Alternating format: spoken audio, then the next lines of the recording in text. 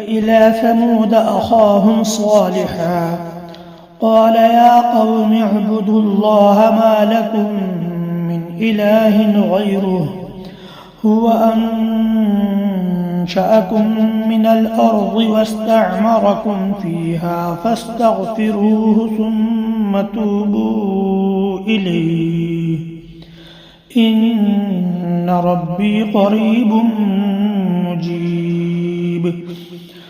قالوا يا صالح قد كنت فينا مرجوا قبل هذا أتنهانا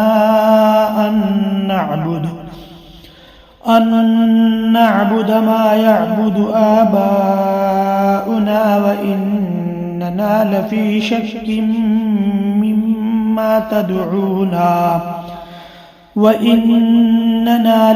شك مما تدعونا إليه مريب.